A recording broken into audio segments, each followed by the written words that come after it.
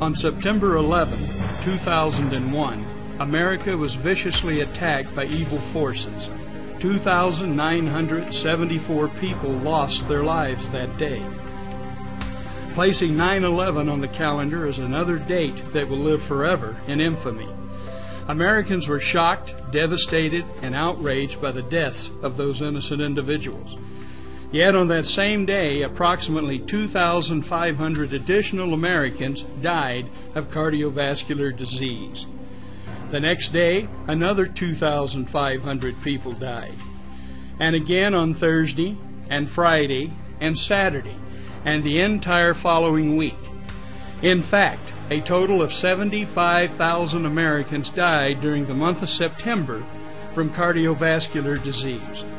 More than 25 times as many people died of cardiovascular disease that September than were killed by terrorists. Cardiovascular disease is the #1 cause of death in America. In 2001, over 900,000 people died from this silent killer. That number is more than all the American soldiers killed in battle during all the American wars combined. An aggregate 44 years of fighting over the course of more than 2 centuries has resulted in 653,406 combat deaths. Think of it. More Americans die in 1 year from cardiovascular disease than died in actual combat from all the wars we have ever fought.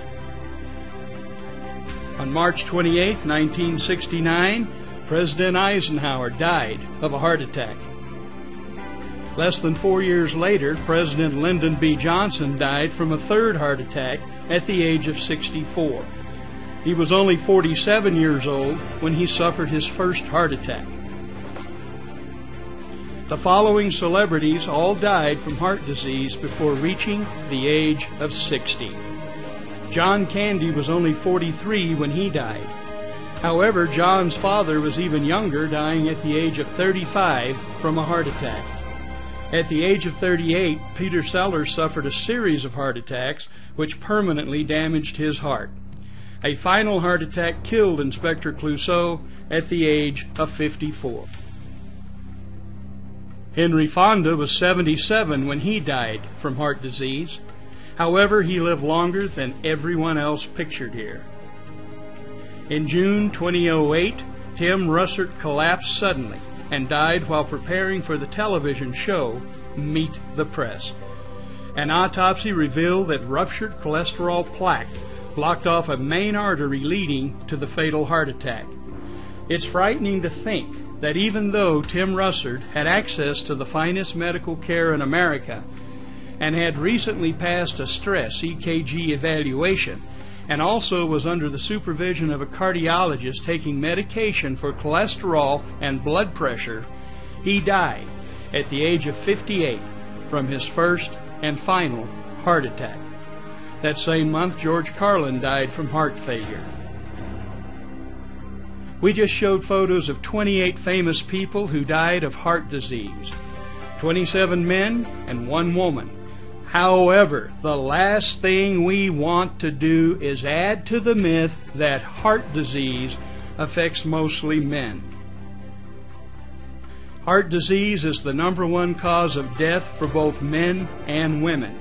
In fact, more women die of heart disease in the United States each year than men. In addition, studies show that women are much more anxious about developing breast cancer than cardiovascular disease. There seems to be more news and awareness regarding breast cancer than there is heart disease among women. Yet 12 times as many women will die from cardiovascular disease than breast cancer. It is hard to find someone who does not have a connection to cardiovascular disease. Who do you know that could be next? Which of your loved ones or friends needs an answer to this silent killer before it is too late? Part 2 presents an answer so powerful as to be a direct threat to the status quo of the multi-billion-dollar pharmaceutical industry.